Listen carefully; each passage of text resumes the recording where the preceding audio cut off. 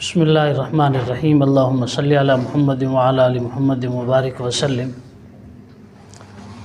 پانچواں پارہ والمحصنات من النساء۔ اس سے پہلے چوتھے پارے کے آخر میں ان رشتوں کا، ان تعلقات کا تذکرہ ہو رہا تھا جو رشتے اور تعلقات حرام ہیں، یعنی نکاح حرام ہے، نکاح نہیں ہو سکتا۔ حرمت علیکم امہاتکم و بناتکم، اس عنوان سے اللہ تبارک و تعالی ان کا تذکرہ کیا۔ تو اب اس پانچویں پارے کی ابتدا میں بھی وہی نکاح والا مضمون چل رہا ہے کہ جب آپ کسی عورت سے نکاح کریں تو اس کا حق مہر ادا کر دیں۔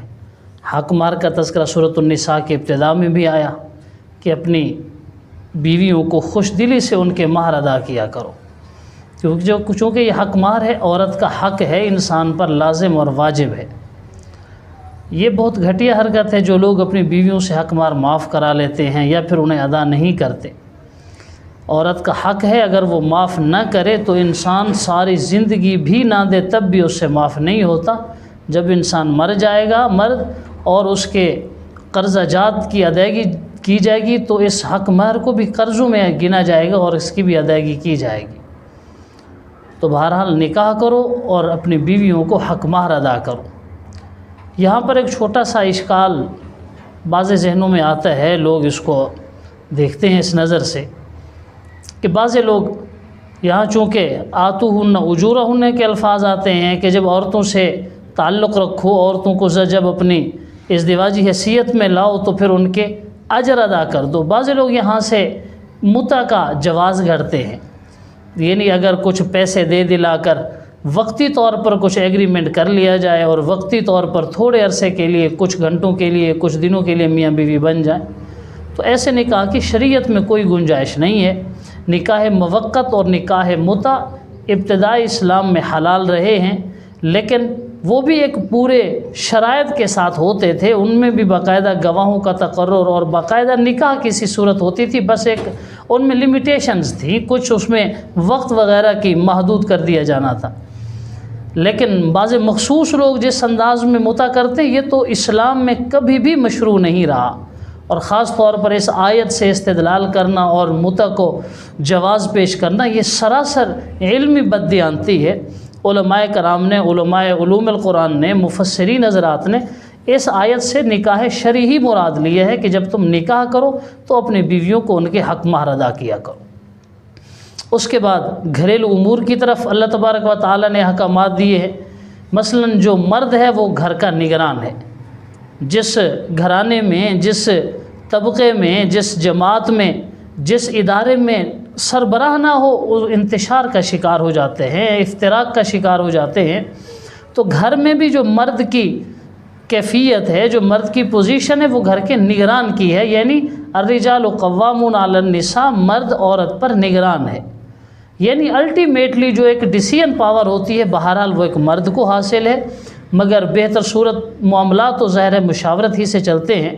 لیکن اس سے یہ کوئی غلط فہمی میں نہ رہے کہ اسلام نے خدا نخواستہ عورت کو ایک لونڈی یا حقیر مخلوق سمجھا ہے اور مرد کو اس پر آقا بنایا ہے، اس طرح کی کوئی بھی بات نہیں ہے۔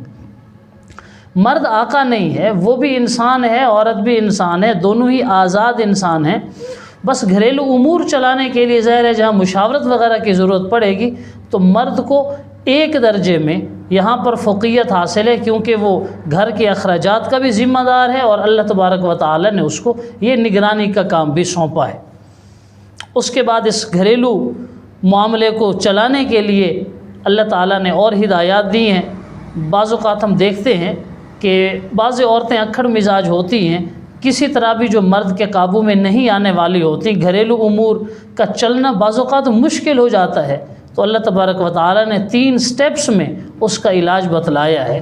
پہلا مرحلہ آدمی اس کو سمجھائے، اس کو ڈرائے کہ بھی دیکھو جس روش پہ تم چل رہی ہو گھر ٹوٹ جائے گا، اس کے بعد تمہاری کیا پوزیشن ہوگی، کس طرح سروائیو کرو گی، اس کو سمجھایا جائے۔ دوسری صورت اگر سمجھانے سے بھی وہ خدا کی بندی نہیں سمجھ رہی تو ابتدائی فہمائش کے درجے میں اس کا بستر الگ کر دے، گھر سے نہیں نکالنا، اس کا بستر الگ کر دے۔ اچھی عورت ہوگی، سمجھدار ہوگی تو بہرحال اس کو احساس ہو جائے گا اسٹیج پہ آ کے، اور اگر کوئی ایسی مضبوط مٹی کی بنی ہوئی ہے کہ اس سے بھی اس کی سمجھ میں بات نہیں آ رہی تو پھر اس کو تادیباً مارا جا سکتا ہے، تعذیباً نہیں، عذاب نہیں دینا، تادیباً مارنا ہے، یعنی سمجھانے بجھانے کے لیے، کچھ ادب سکھانے کے لیے انسان اس کو مار سکتا ہے، ڈانٹ ڈپٹ اور اس طرح مار پٹائی کی گنجائش ہے ایک حد میں رہتے ہوئے۔ یہاں پر یہ بات بھی ذہن میں رکھیے کہ قرآن کے جو مخاطب ہیں وہ ہر قسم کے لوگ ہیں، صرف شریف و طبع لوگ نہیں ہیں، جو اکھڑ مزاج ہیں، جو جاہل ہیں، جو دیہاتی ہیں، شہری ہیں، جنگلی ہیں، صحرائی ہیں، ہر مزاج کے لوگ مراد ہیں۔ تو اس کا مطلب یہ ہرگز نہیں کہ عورتوں پر ہاتھ اٹھانے کی شریعت کھلی اجازت دے رہی ہے، یا پھر مرد کو بالکل آزادی دے رہی ہے شریعت کہ جب آپ چاہیں خود ہی حاکم بن جائیں اور خود ہی عورت پہ ہاتھ اٹھائیں، ایسا قطعاً نہیں ہے۔ یہ اس عورت کے بارے میں ہے جو بالکل اکھڑ مزاج ہے۔ آپ سمجھتے ہیں ہر عورت ایک جیسے مزاج کی نہیں ہوتی، الحمدللہ ہمارے معاشرے میں عورتوں کی عزت ہے، اور یہ عزت اسلام نے دی ہے۔ اگر کوئی ایسی عورت ایکسٹریم ہے، بالکل انتہا پہ چلی گئی ہے، کوئی چیز بھی اس پر اثر انداز نہیں ہو رہی، نہ شوہر کا سمجھانا کارگر ہو رہا ہے اور نہ والدین کی طرف سے سمجھانا اس پر کوئی اثر کر رہا ہے، نہ اس کو بستر کی جدا کرنے پر کچھ چیز سمجھ آ رہی ہے، تو پھر مرد کو شریعت نے اجازت دی ہے کہ اس کو اس انداز میں مارا جا سکتا ہے، فقط سمجھانے کے لیے اور تھوڑا اس کی ادب آداب میں رہتے ہوئے۔ یہ اس کا مطلب ہرگز نہیں کہ انسان خدا نخواستہ اس پر تشدد کر کے اس کو وحشیانہ تشدد کا نشانہ بنائے اور جان سے ہی مار دے، اس کی شریعت نے بالکل ہی گنجائش نہیں رکھی۔ اس کے بعد اللہ تبارک و تعالی نے امور مملکت چلانے کے لیے، امور خانہ داری چلانے کے لیے، نظام چلانے کے لیے احسان، عدل، مساوات اس کا درس دیا ہے کہ جس معاشرے میں عدل نہ ہو، جس معاشرے میں بہتری نہ ہو، جس معاشرے میں مساوات نہ ہو، ظاہر ہے وہ معاشرے باقی نہیں رہ سکتے۔ جیسے سیدنا علی رضی اللہ تعالیٰ عنہ کا فرمان ہے کہ کفر کی حکومت چل جاتی ہے مگر ظلم کی حکومت نہیں چل سکتی۔ تو اگر عدل نہیں ہوگا، ظلم ہوگا، مساوات نہیں ہوگی، اگر غیر مساوی رویے ہوں گے تو ظاہر ہے وہ معاشرہ باقی نہیں رہ پائے گا۔ تو اللہ تبارک و تعالیٰ نے یہاں حکم دیا کہ امانت میں خیانت نہ کی جائے، لوگوں کے ساتھ اچھا سلوک کیا جائے اور مساوات کا رویہ اپنایا جائے۔ اس میں پھر ایک دو واقعات بھی ان آیات کے شان نزول کے طور پر سامنے آتے ہیں۔ حضرت عثمان بن طلحہ رضی اللہ تعالیٰ عنہ جو کلید کعبہ تھے، کلید بردار تھے، خانہ کعبہ کی جو چابی ہوتی تھی ان کے پاس ہوتی تھی۔ حضور صلی اللہ علیہ وسلم نے جب مکہ فتح کیا سن 8 ہجری میں، اور وہ چابی آپ صلی اللہ علیہ وسلم تک پہنچی تو بہت سے حضرات ایسے تھے جو اس چیز کے خواہش مند تھے کہ یہ چابی ہمیں دی جائے، مگر حضور صلی اللہ علیہ وسلم نے حضرت عثمان بن طلحہ کو بلایا اور یہ چابی ان کے حوالے کر کے فرمایا، ہاک خالدہ طالدہ، یہ لو، یہ چابی ہمیشہ آپ کے پاس رہے گی۔ یعنی اس پر پھر یہ آیت بھی ان اللہ یامرکم ان تؤدوا الامانات والی ذکر کی جاتی ہے، یعنی جو امانت تھی وہ صحیح بندے کے سپرد کر دی گئی۔ اسی طرح ایک یہودی اور ایک نام نہاد مسلمان کا جھگڑا ہوا، دراصل وہ منافق تھا، لبادہ اس نے مسلمانوں کا اوڑھا ہوا تھا۔ جھگڑا ہوا، کسی بات میں تنازع ہو گیا، حضور صلی اللہ علیہ وسلم کے پاس گئے فیصلہ کرانے کے لیے۔ آپ صلی اللہ علیہ وسلم نے بات سنی تو حق پر یہودی نظر آیا، آپ نے یہودی کے حق میں فیصلہ دے دیا۔ اب جو وہ بظاہر مسلمان تھا، حقیقت میں جو منافق تھا، وہ کہنے لگا جی میں اس فیصلے پہ مطمئن ہوں، حضرت عمر کے پاس چلتے ہیں۔ یہودی نے کہا جی ٹھیک ہے چلتے ہیں، چونکہ وہ حق پر تھا، اسے تو کوئی پریشانی نہیں تھی۔ منافق کے ذہن میں یہ تھا کہ حضرت عمر رضی اللہ تعالیٰ عنہ چونکہ کافروں کے بارے میں سخت گیر موقف رکھتے ہیں تو ممکن ہے فقط اسی بات سے ہی کہ وہ یہودی ہے وہ میرے حق میں فیصلہ کر دیں۔ حضرت عمر کے پاس یہ دونوں حاضر ہوئے، حضرت عمر کے سامنے معاملہ آیا۔ یہودی نے کہا کہ حضرت یہ بات بھی ذہن میں رکھیں کہ ہم آپ صلی اللہ علیہ وسلم سے فیصلہ کرا کے آ رہے ہیں، آپ کے نبی سے فیصلہ کرا کے آ رہے ہیں، انہوں نے میرے حق میں فیصلہ دیا ہے، لیکن یہ جو آپ کا مسلمان بھائی ہے یہ کہتے ہیں حضرت عمر سے فیصلہ کراتے۔ حضرت عمر نے تصدیق چاہی، اس نے کہا جی ایسا ہی ہے۔ آپ رضی اللہ تعالیٰ عنہ گھر تشریف لے گئے، تلوار لے کے آئے اور اس منافق کا سر قلم کر دیا کہ جو محمد الرسول اللہ کے فیصلے پہ راضی نہیں ہوتا اس کے لیے میں عمر کا یہی فیصلہ ہے۔ یعنی جب حضور صلی اللہ علیہ وسلم نے فیصلہ کر دیا اس کے بعد تو کسی کو اختیار ہی نہیں ہے۔ تم کون ہوتے ہو نبی کے فیصلے پر عدم اعتماد کرنے والے؟ تو حضرت عمر رضی اللہ تعالیٰ عنہ نے اس کا سر ہی قلم کر دیا۔ اس کے بعد اگلی آیات میں جہاد اور قتال کا بتلایا، جہاد و قتال کی ترغیب دی ہے، اور بڑے یوں سمجھیے کہ احسن انداز میں، اچھے انداز میں، یا دوسرے لفظوں میں جذباتی انداز میں اللہ تعالیٰ نے یہاں جہاد کی ترغیب دی ہے۔ وَمَا لَكُمْ لَا تُقَاتِلُونَ فِي سَبِيلِ اللَّهِ، مسلمانوں تمہیں کیا ہو گیا، اللہ کے راستے میں کیوں قتال نہیں کرتے؟ حالانکہ جو کمزور لوگ ہیں، مرد ہیں، عورتیں ہیں، بچے ہیں، وہ بیچارے پکار رہے ہیں کہ جی ہم ظالموں کی بستی میں ہیں، ہمیں یہاں سے نکالو، اور تم ٹس سے مسی نہیں ہوتے، تم جہاد نہیں کرتے۔ تو جہاد کی اس انداز میں مسلمانوں کو ترغیب دی۔ لیکن یہاں پر ایک اور معاملہ ہوا کہ منافقین چونکہ اسی معاشرے کا حصہ تھے، وہیں کے رہنے والے تھے، ان کی دوستیاں، ان کے تعلقات اور مسلمانوں کے ساتھ ان کے رہن سہن اور اٹھنا بیٹھنا، شادی بیاہ، آنا جانا، یہ سارے تعلقات، رشتہ داریاں تھیں۔ تو بعض اوقات جب منافقین کا معاملہ آتا تھا تو مسلمان آپس میں بحث مباحثہ کرنے لگ جاتے، جی وہ تو اچھا ہے، وہ برا ہے، چلے اس میں یہ برائی نہیں ہے، اس میں یہ بہتری ہے، وہ جہنم میں جائے گا تو یہ نہیں جائے گا۔ اس طرح جو اپنے اپنے پسندیدہ یا اپنے تعلق والے ہوتے تھے ان کے بچاؤ اور دفاع میں لگے رہتے تھے۔ تو اللہ تبارک و تعالیٰ نے ان منافقین کی جو ذلت آمیز حرکتیں تھیں، ان کی خفیہ منصوبہ بندیاں تھیں، ان کا تذکرہ کیا اور فرمایا تمہیں کیا ہو گیا ہے؟ فَمَا لَكُمْ فِي الْمُنَافِقِينَ فِئَتَيْنِ، تم کیوں منافقوں کے بارے میں دو گروہ بن گئے ہو؟ یہ تو سراسر جہنمی ہیں، یہ تو ہمیشہ تمہارے بارے میں برائی ہی برائی سوچتے ہیں، یہ تو مجسمہ شر ہیں، ان سے تم خیر کی توقع کیسے رکھنے لگ گئے ہو؟ تو لہٰذا ان سے بچ کے رہو، انہیں اپنا دوست نہ بناؤ، یہ تمہارے دشمن ہیں، اور ان کی تم ہمدردی نہ کرو، یہ سراسر جہنمی ہے۔ اور اس کے بعد پھر اگلے رکوع میں اللہ تبارک و تعالیٰ نے قتل عمد کے بارے میں بتلایا۔ اگر کوئی آدمی کسی کو جان بوجھ کے عمدن قتل کر دیتا ہے، شریعت نے اس کی بہت بڑی سزا رکھی اور اللہ تبارک و تعالیٰ نے انتہائی سخت لہجہ اختیار کیا ہے۔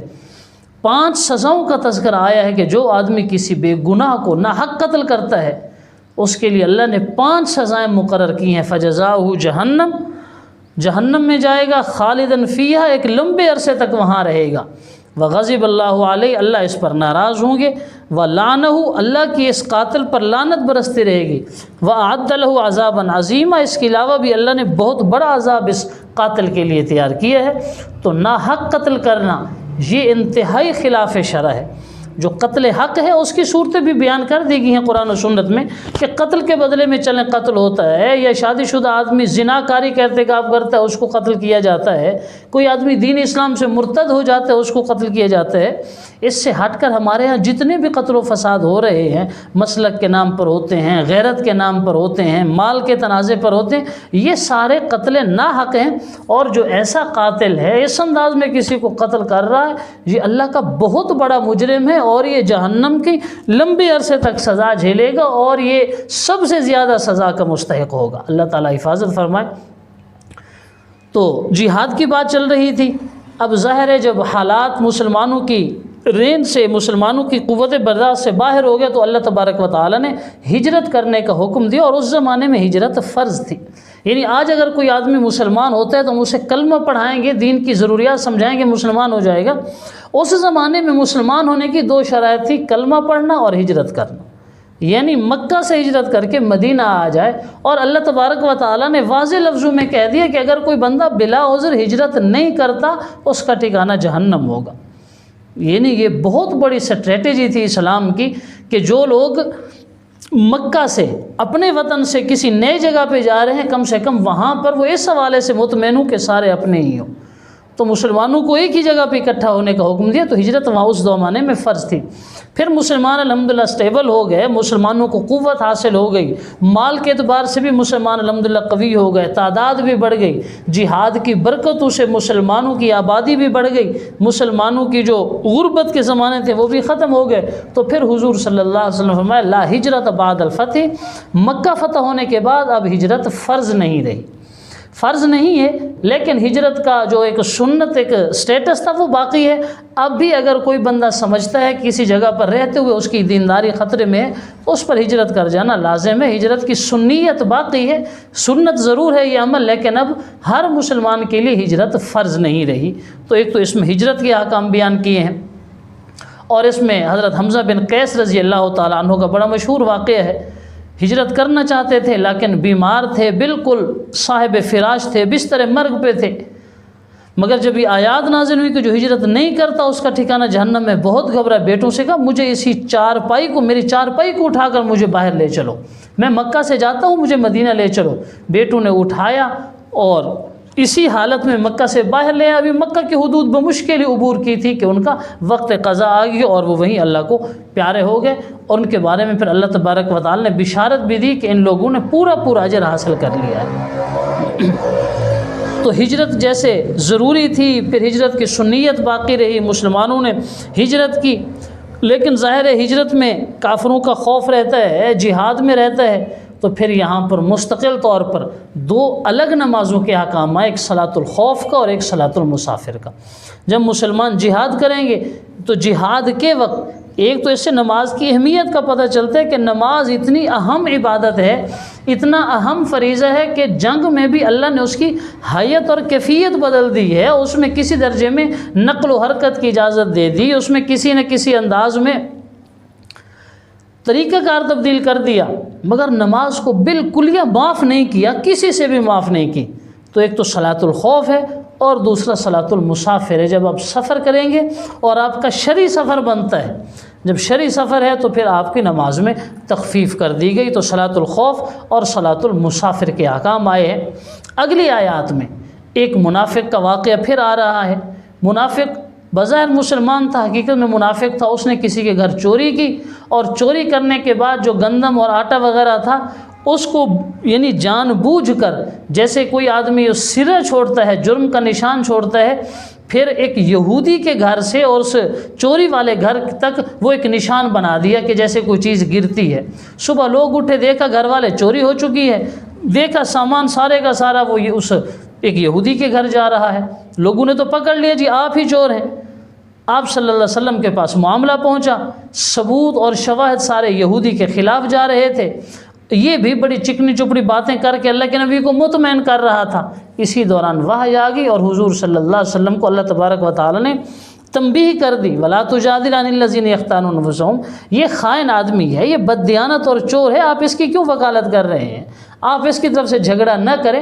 یعنی اللہ تبارک و تعالیٰ کا یہ احسان کا اور عدل کا معاملہ دیکھیں، ایک طرف مسلمان ہے، ایک طرف یہودی ہے، اور اللہ کے نبی مسلمان کے حق میں فیصلہ کرنے والے ہیں، مگر اللہ نے واحج بھیج کر حقیقت حال بتلا دی کہ یہودی حق پر ہے، آپ یہودی کے حق میں فیصلہ کریں۔ اسی طرح اس پارے کے آخر میں پھر عورتوں پر اگر کوئی ظلم کرتا ہے، ان کے حقوق غصب کرتا ہے، ان کے بنیادی اور جائز ضروریات پوری نہیں کرتا، اس بندے کی مذمت کی گئی ہے۔ اور گھر میں اگر کوئی لڑائی جھگڑا ہو جائے تو بتلایا گیا ہے کہ ہر معاملے کا، ہر چھوٹے بڑے جھگڑے کا حل طلاق یا تعلقات کی ختم کرنا نہیں ہوتا، بلکہ والصلح خیر، صلح کرنا بہتر ہوتا ہے۔ میاں بیوی میں اگر جھگڑا ہو جائے، اور عام طور پر ہو جاتا ہے، تو انہیں بہرحال صلح کر لینی چاہیے۔ اور آخر میں منافقین کا تذکرہ کیا کہ یہ جو منافق ہیں یہ پرلے درجے کے منافق ہیں، اور جہنم کا جو سب سے نچلا گڑھا ہوگا، فی الدرک الاسفل من النار، یہ اس نچلے سے نچلے گڑھے میں ڈالے جائیں گے۔ اللہ تعالی حفاظت فرمائے اور اسلام کی قدر کی توفیق بخشیں۔ السلام علیکم ورحمۃ اللہ۔